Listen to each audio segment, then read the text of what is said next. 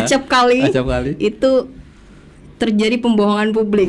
Kirim salam buat someone di somewhere gitu kan. Someone di somewhere, oke fine. Someone di somewhere, aku ingat itu someone di somewhere. Ternyata yang namanya berdakwah itu bukan hanya berada di atas mimbar.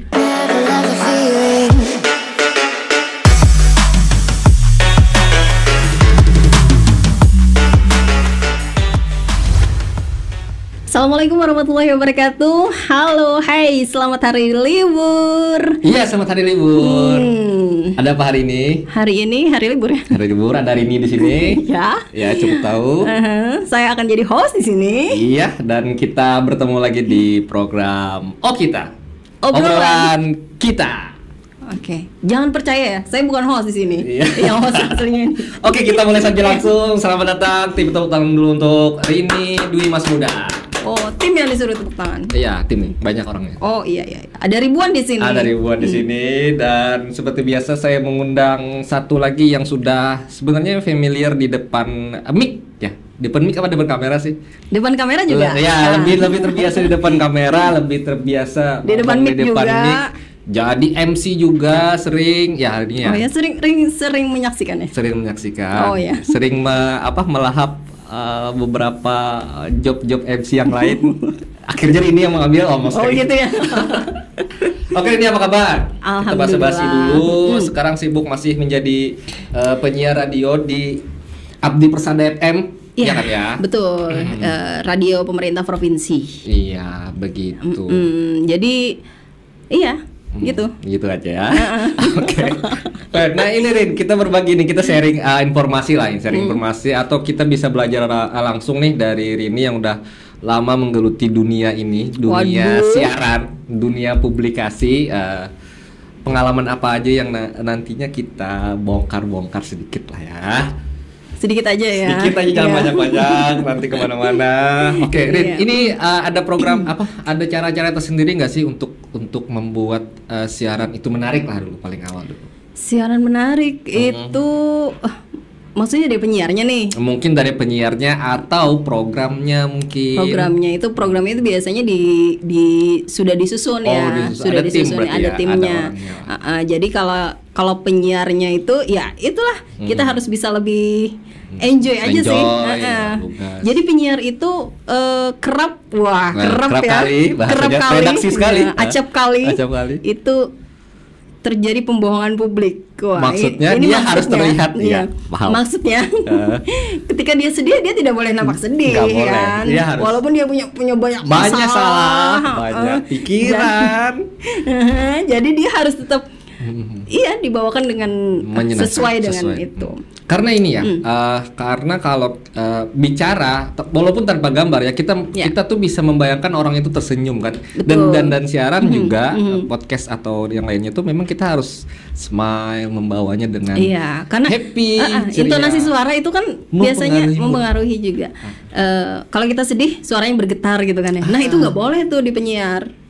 Jadi gitu. Jadi istilahnya kalau penyiar radio ya, itu kan di balik layar. Tapi sekarang sudah banyak media radio yang bertransformasi bukan hanya didengar tapi juga bisa dilihat.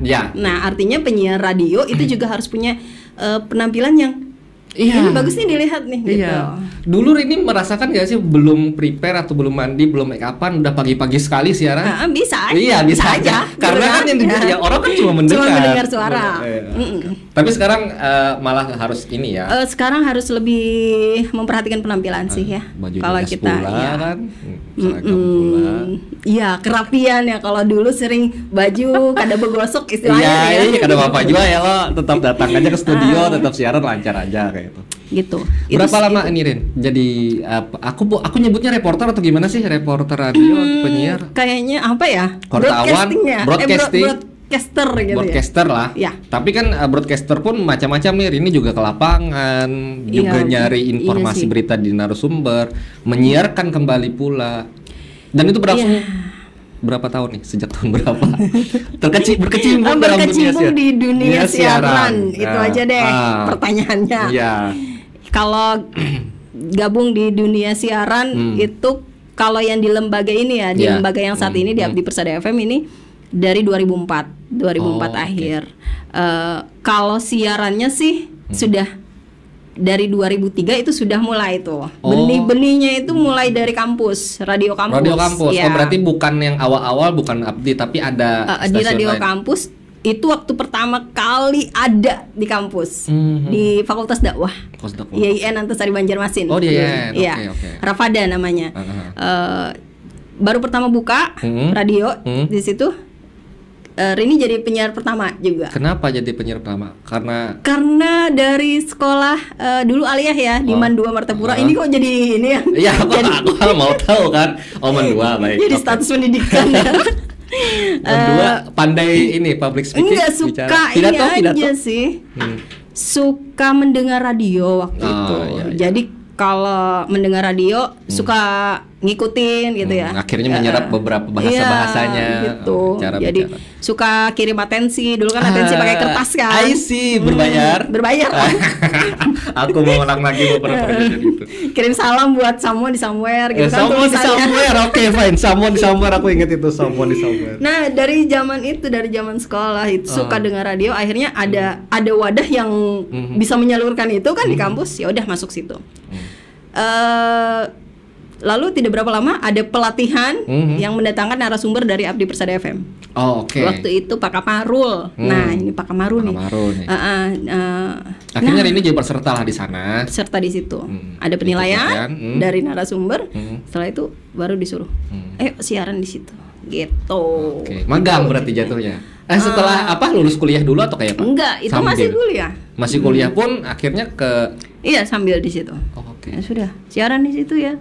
Karena mungkin waktu itu masih minim penyiar ya di Abdi Persada kala itu karena 2000 ya. 2000-an, 2003? Enggak, 2000 Abdi Persada itu baru berdirinya. Ada. Iya.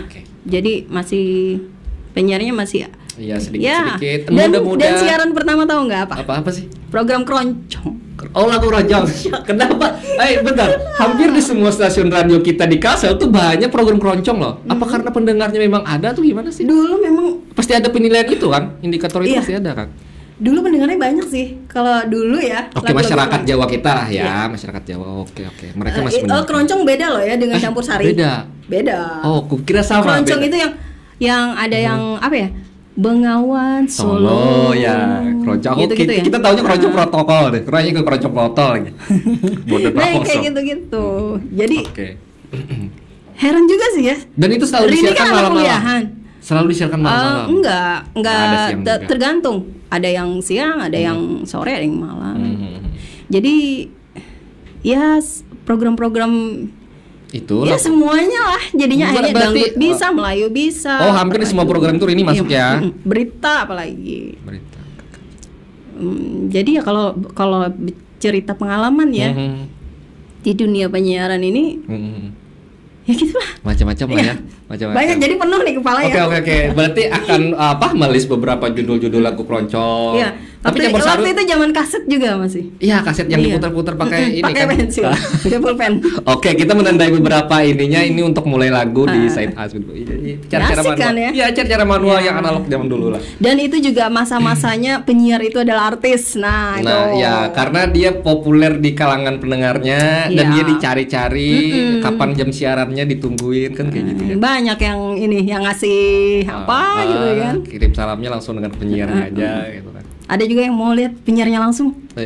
Gimana caranya? Medsos belum ada. Ya, dulu medsos belum belum ada. Gimana caranya? Datang langsung mereka. Datang ke studio. Tapi kadang pendengar itu kami kerjain. Oh, gimana? Jadi kalaunya ada penyiar yang mau nyari pendengar yang mau nyari penyiar A. Kita tukeran. Itu ngarang jadi ini tuh. Padahal kan bilang kita tuh. Lalu kayak sikapnya kayak minta tanda tangan tuh gimana sih? Atau mau foto? Foto nggak ada dulu belum ada ini. Jadi ya senang aja mereka. Senang aja. Bertemu langsung berbicara langsung dengan ini ya penyiarnya. Nah, ini kan di zaman Rini nih di zaman 2000-an apalagi yang di zaman 99. Wah, itu penyiar yang zaman dulu itu ya. Wah. Dan kita tidak bisa memungkiri ini, Rin. Bahwasanya radio itu menjadi tangga utama atau batu pijakan pertama orang-orang yang berkecimpung dalam dunia hiburan. Banyak yang akhirnya dia menjadi presenter di TV, Yang awal mulanya dia memang penyiar radio. Betul. Jadi lebih mudah mungkin ya kalau yang jadi MC atau jadi presenter itu awalnya karirnya di penyiar radio dulu itu lebih mudah. Daripada mereka yang langsung jadi ya gitu. Jadi makanya lah akhirnya sampai sekarang itu alhamdulillah Rini pernah jadi presenter kan ya, kemudian MC lah itu. Masuk ke televisi juga? Yes. Televisi lokal? Iya ya kan ya. Aku kan ingat juga TVRI. Kalau kita bawain acara-acara ini siapa? Kalau off air di radio, tapi on airnya di mana? TV, TVRI dulu pernah kita kerja sama. Oh, berbarengan berarti lah waktunya. Kalau jadi presenter berita yang pertama kali sekali di TV, itu pernah di Banjar TV. Banjar TV ya, tampil di depan ini layar ini.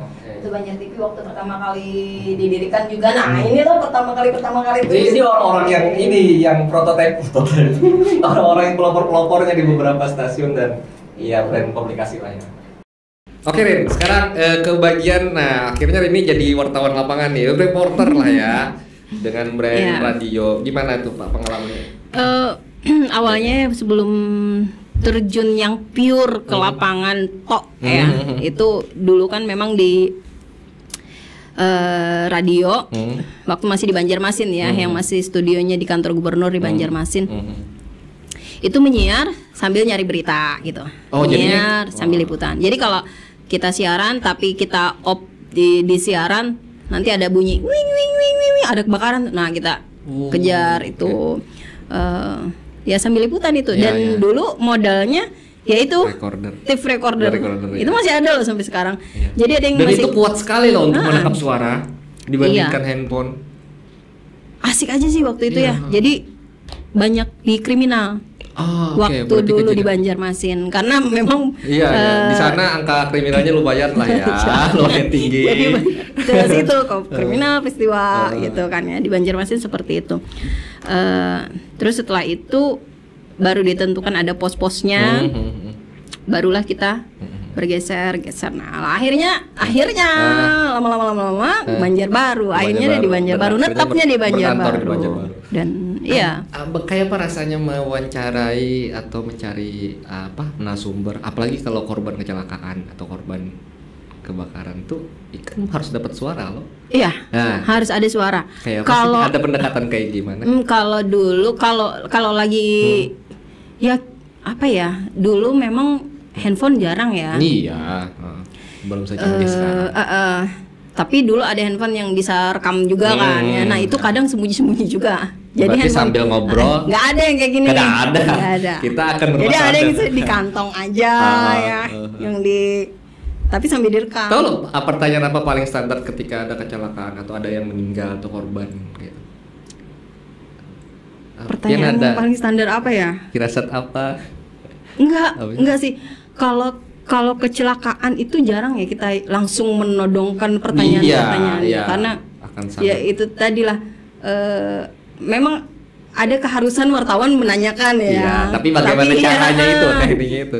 Tapi momennya ya yang ini. Karena gini loh, aku pernah yang ini sharing juga di lapangan si ibu ini kan lakinya suaminya itu meninggal, korban perampokan atau apa itu kan penusukan. Terus kita harus bertanya tuh kan, masa bagaimana perasaannya kan?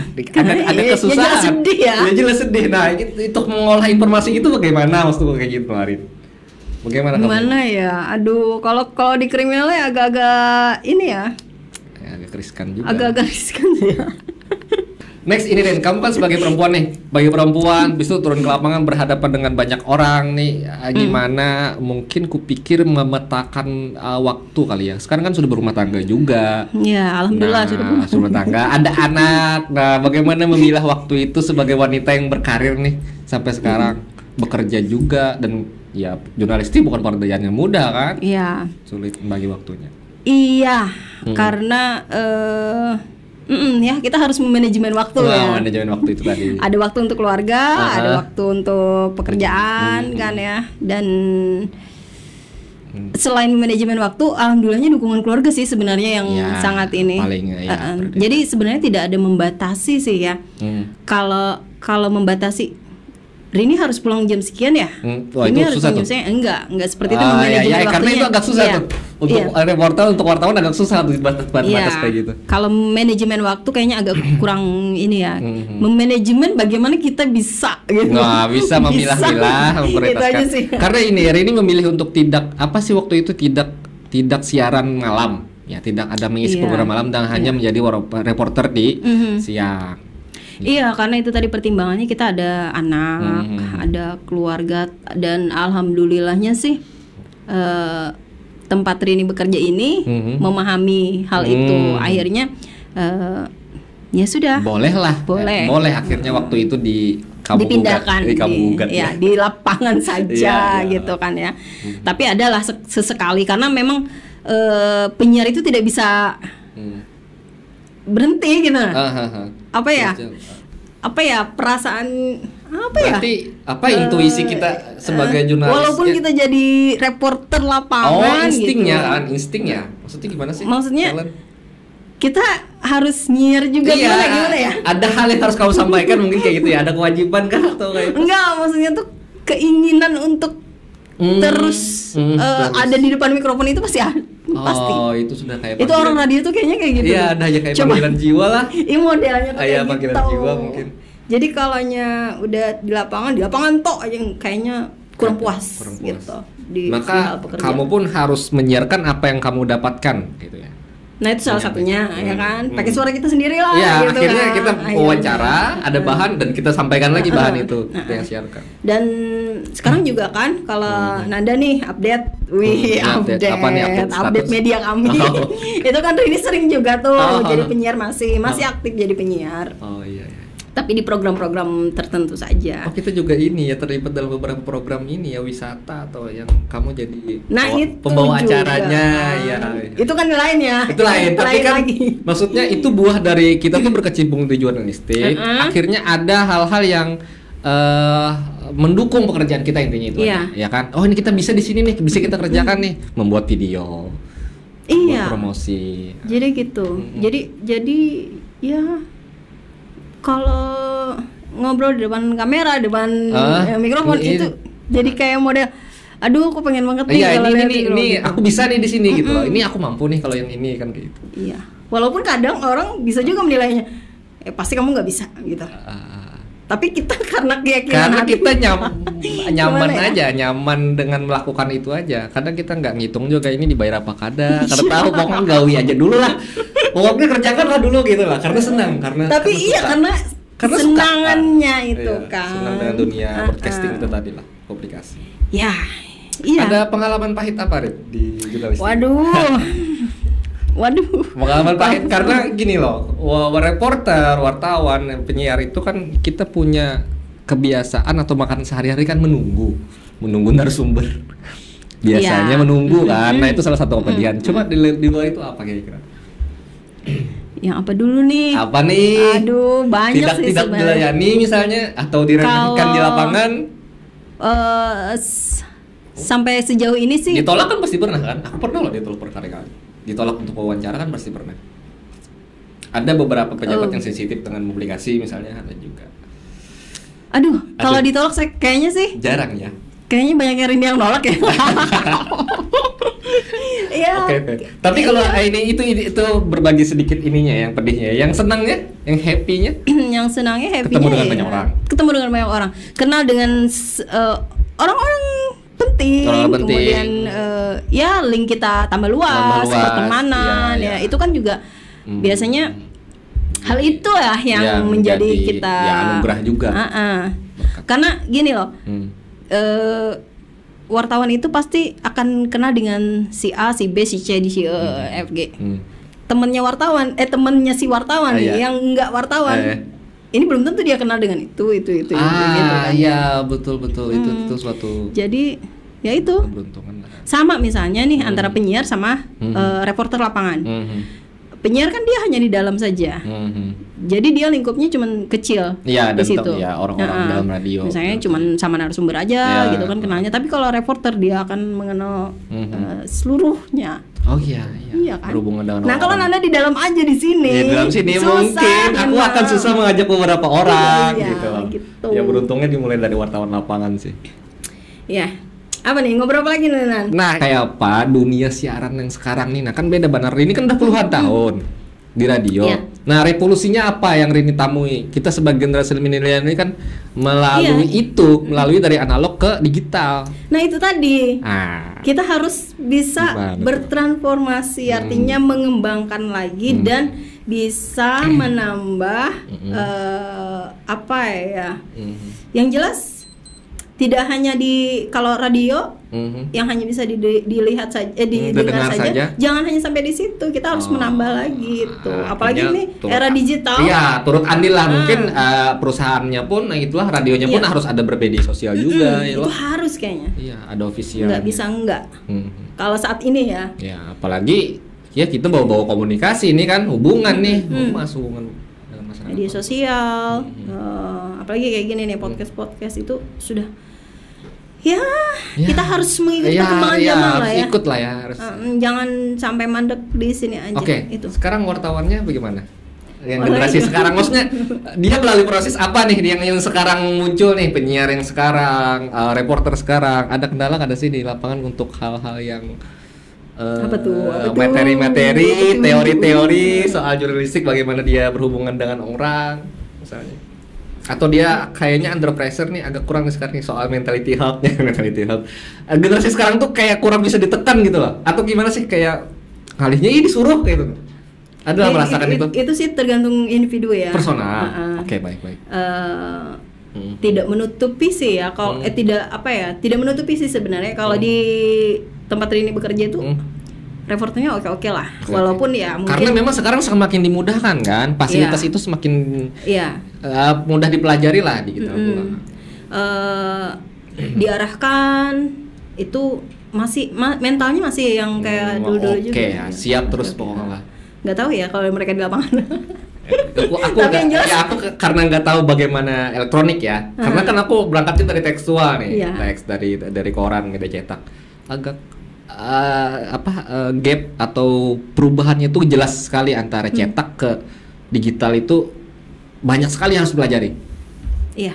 Ritme kerja yang biasanya bisa nulis berita sore karena malam harus cetak dan esok koran tayang, sekarang harus situs ini harus kirim. Nah, kan beda sekali kan situs. Ada deadline-nya gitu ya. Nah, deadline-nya itu. Nah, kalau di ini berasa benar. Ya. Kalau di yang Nanda alami sekarang deadline-nya apa lebih dimolorkan atau dipercepat karena masalah kecepatan dan ketepatan. Karena kejadian jam 12 misalnya kita harus sudah tayang jam 1 atau 10 menit setelahnya lah.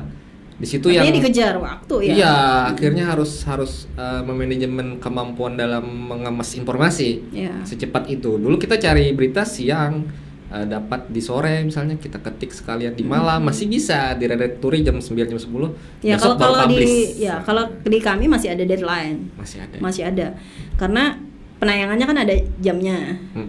Nah, jadi disesuaikan. Betul. Kami deadline-nya dibagi. Deadline pagi sih jam segini, deadline siang jam segini. Ya, kita jadi ini ya, jadi sharing media kita. Ingin tahu gitu bagaimana caranya kan. Nah, kalau di elektronik sih seperti masih ada karena jam tayangnya menentukan deadline. Jadi tidak terlalu dikejar-kejar. Tapi ada tapinya kalau untuk medsosnya ini kita memang harus, kata si Nanda tadi, harus situs ini gitu. Situs ini langsung tayang ya, situs ini langsung post. Nah itu Pak. Iya, tercepat gitu kan. Sedikit gundah-gundah kami orang-orang jurnalistik soal media sosial ya. Harus secepat mungkin. Mungkin tips trik kepada penyiar-penyiar pemula, karena Anda bukan pemula lagi. Apa ya? Referensi, bahan bacaan mungkin. Dulu penyuka ini juga karena saya tukar-tukar majalah, suka beli sesuatu untuk bacaan. Suka baca, iya. Itu mencari referensi ya kadang kita ya. Sekarang kan kita pakai. Iya, kita searching sekarang kan. Handphone, browsing sekarang. Itu dimanfaatkan harusnya. Jadi bukan hanya dapat skrip dari kantor misalnya untuk dibacakan, tapi juga kita cari-cari bahan inilah. untuk membuka wawasan. Nah itu deh soal wawasan literasi digital. Bagaimana tuh? Kan beberapa kali jadi pembicara nih, jadi penyeminar. Wow. Apa tuh yang disinggung di situ tuh apa? Apakah ajakan masyarakat untuk ngerti bagaimana berdigitalisasi misal?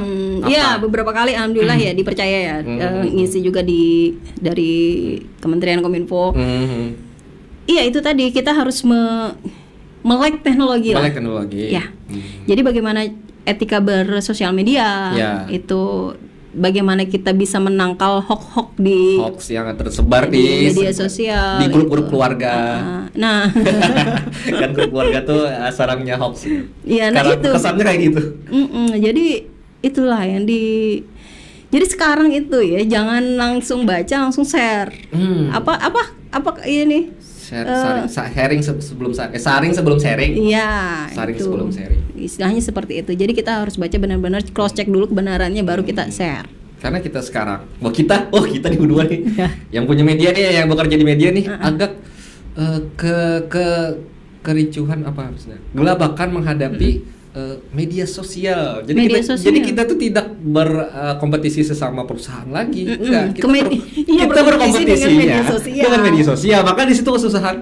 Aduh nih Facebook duluan nih ngepost ini apa IG ini langsung. Tapi kadang media sosial itu karena dia bukan media mainstream ya. Dia tanpa narasumber, semau-maunya aja. Dan itu haram sebenarnya untuk media massa. Yes, legalis. Tanpa ada payung hukum. Tidak ada payung. Tidak ada undang-undang pers. Siapa yang ngomong itu nggak ada di. Tidak berimbang juga.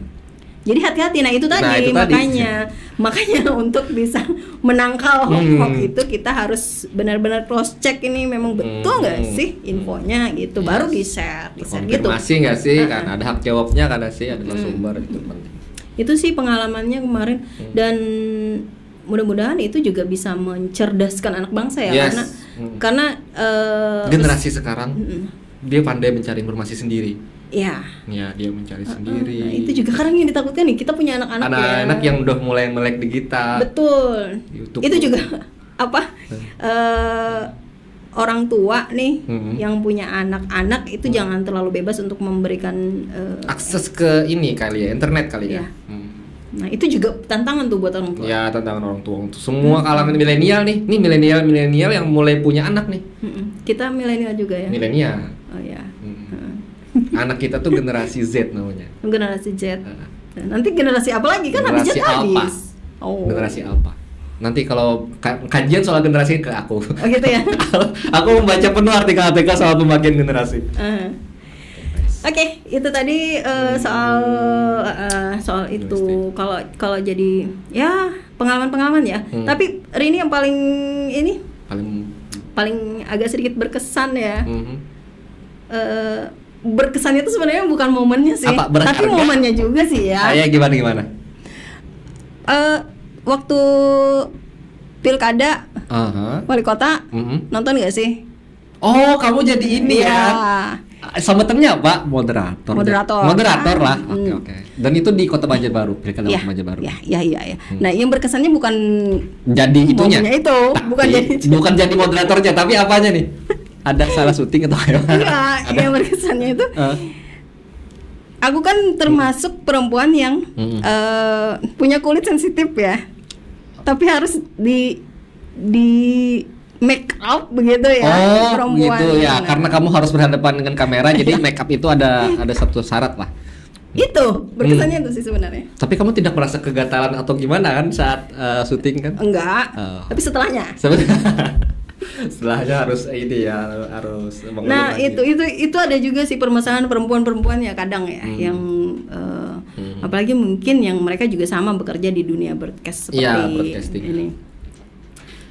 Tantangan terbesar orang-orang yang berkulit sensitif itu ketika mereka tampil di TV harus ada make up tapi ternyata, dan beruntungnya kita tidak menyediakan make up di sini, tidak ada make up artis, jadi ya sejadinya lah. Yang penting ada sobok lampu terang. Jadi gitu. Tapi ada saya mau kasih tips nih buat orang-orang, buat teman-teman yang perempuan yang mungkin punya kulit sensitif. Kok jadi promosi ya? Oh ini arahnya ke kesehatan atau kayak apa nih? Kayak apa gimana tipsnya? karena Rini tuh sensitif banget ya. Jadi nggak bisa yang kena krim yang ini langsung merah gitu kan. Efeknya itu memerah. Iya, bengkak gatal gitu. Nah, tipsnya satu, simpel aja sih. Dan ini banyak di sekitaran kita. Air kelapa. Itu aja. Diapain air kelapa? Air kelapa enggak di kapas. Di totol di itu aja. Jadi nggak usah deh ke dokter. Ini malah jadi nggak nyariin ke dokter ya. Nggak, maksudnya nggak usah. Ada cara sederhana nih. Gitu. Ada cara herbal nih. Ya gitu kan. Ada cara sederhana. Itu karena memang beberapa perempuan ya yang punya keluhan seperti ini juga. Nice. Itu sih tipsnya. Nice. Tepuk tangan dong. Banyak sekali suaranya. Jadi sebenarnya bercita-cita sebagai penceramah. Ya. Tapi jadinya malah ya ceramah juga tapi di muka mic di radio. Enggak, jadi gini loh.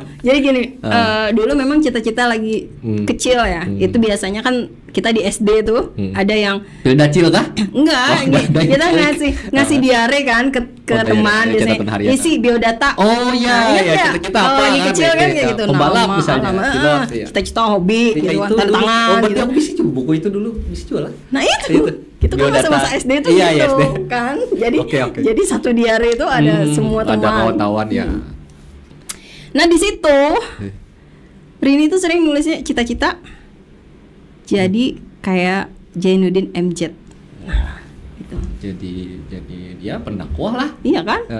Kenapa langsung ke religi gitu? Apakah memang lingkungan Rini itu pola asuhnya? Wah, jauh banget nih.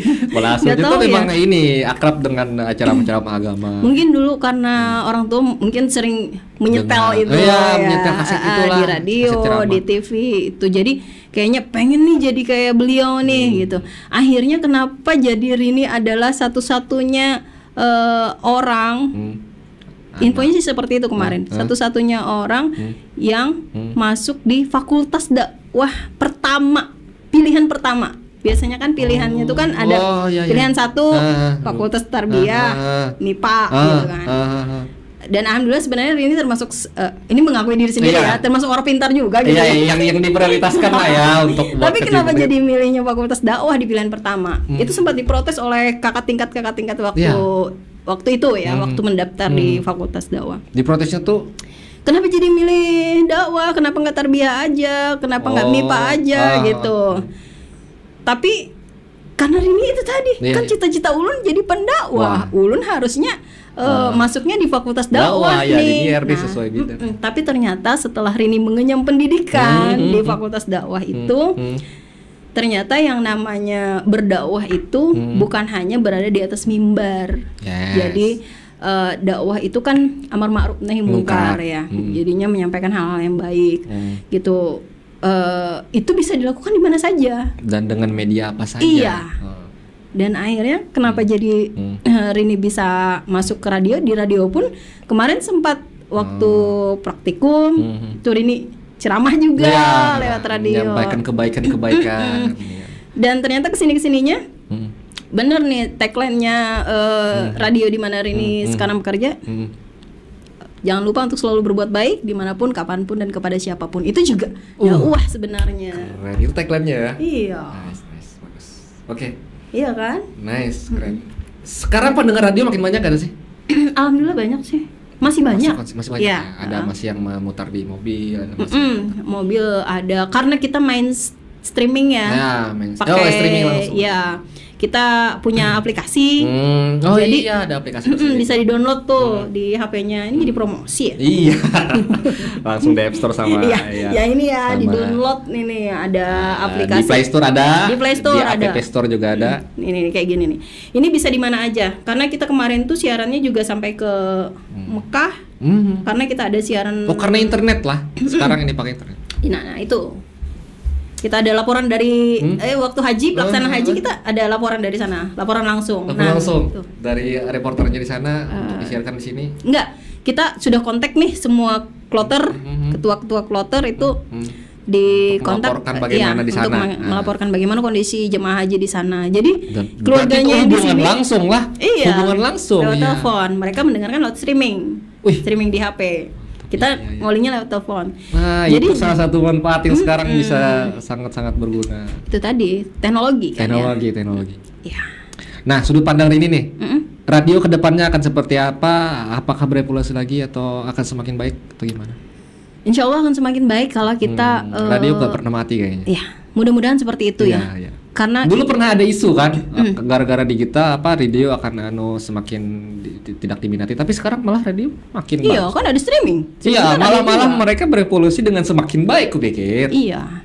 Bisa visualisasi juga. Masih bisa itu semuanya lah.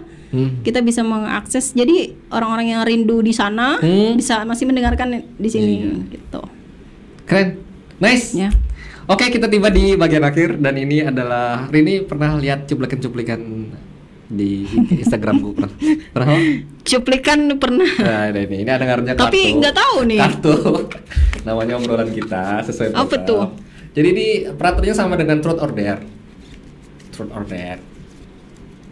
dare. Nggak tahu.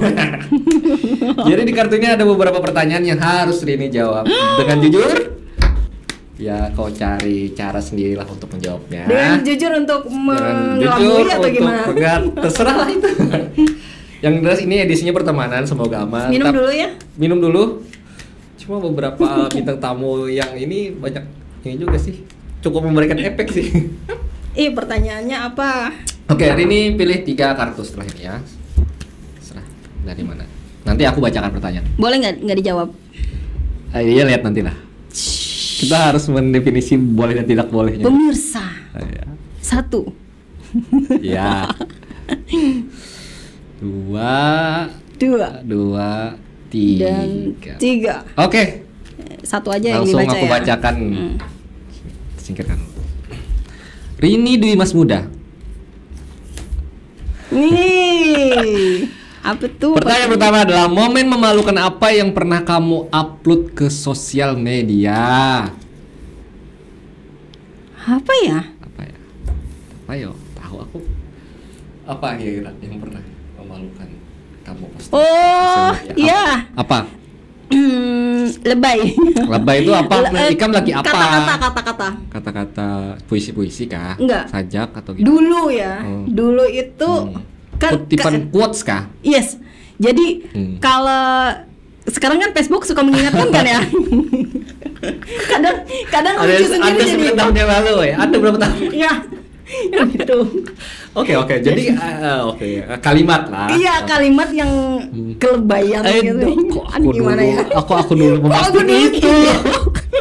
Aku dulu memposting itu kan. Tapi itu ya udah jadi jejak digital akhirnya. Nah, itu hal yang memalukan kayaknya. Itu sebenarnya karena semakin kesini kita semakin cerdas lah. Aduh, kok gitu lah dulu lah. Iya itu. Oke. Ada hal lain? Nggak ada. Oke, next. Pertanyaan kedua untuk Rini Dwi Mas Muda. Apa hal yang pengen kamu coba tapi masih takut? Yang dicoba tapi masih takut. Yes. Apa ya? Di umur yang tidak muda lagi. Aduh. Mau coba tapi tidak ada kesempatan ada. Ada bentuknya kan, ada apa? Apa misalnya bidang apa mungkin atau... Tapi kalau takut enggak. Kalau mau melakukan apa tapi belum kesampaian. Kan apa belum tuh? Berkesempatan. Masuk ke TV sudah, presentasi sudah, MC sudah misalnya yang berkaitan dengan bakat nih. Berkaitan dengan keluarga. Sebenarnya sudah dirasai semua sih. Nah, makanya itu adalah belum ada kayak mimpi. Tapi mau kayak gitu juga masih mau. Tetap akan melakukan gitu. Terus masih akan mau, misalnya kayak tampil di TV. Tapi kan ada istilah takut gitu. Orang banyak ada. Takut dinyinyirin netizen? Nggak ada sih kayaknya, netizen baik-baik ya. Oh iya. Tergantung pembawaan kita nyala. Ya kalau kitanya menyala-nyala, netizen kadang nyinyir juga ya lo. Oke, next last question. Pertanyaan terakhir. Jadi lebih pilih mana, penampilan atau isi pikiran? Maksudnya kemana dulu nih, ke Rininya atau ke orang lain? Inilah, ke kamu lah pertanyaan ini. Kamu lebih pilih mana? Pikiran. Kenapa? Karena penampilan itu akan didukung oleh pikiran yang bagus. Bukan didukung ya, mendukung ya. Iya. Ya kan? Iya itu boleh, iya. Boleh. Jadi biar penampilan kita agak gimana ya, nggak terlalu rapi misalnya, tapi pikiran kita excellent, itu kayaknya orang memandang, wah ini bagus sih, wah, dia punya wibawa, dia punya karisma, ya, gitu. Berarti lebih ke ya, bagaimana kan? Ya pemikiran seseorang. Pemikiran, tapi pemikiran yang bagus ya. Iya. Itu akan mencerminkan nantinya. Oke, sampai di sini dulu kita. Ya, aku harap ini bisa memberikan manfaat kepada pendengar. Share video ini jika bermanfaat kepada teman-teman. Jangan lupa komen di bawah dengan komen apa saja. Nggak boleh kirim salam nih ya. Boleh kirim salam ini. Kita ke ala radio gimana? Kita mau kirim salam nih kepada siapa? Enggak. Ala radio banget kirim salam. Iya kan biasanya itu tadi ala radio itu kan kirim salamnya buat someone di somewhere. Iya. Itu aja. Salam rindu selalu lah. Iya. Oke, dengan ini aku undur diri, aku pamit. Saya Ananda Perdana Anwar dan saya Rini Dwi Mas Muda. Terima kasih atas kebersamaan Anda. Ya, ke tengah. Assalamualaikum warahmatullahi wabarakatuh. Bye. So now I gotta say goodbye.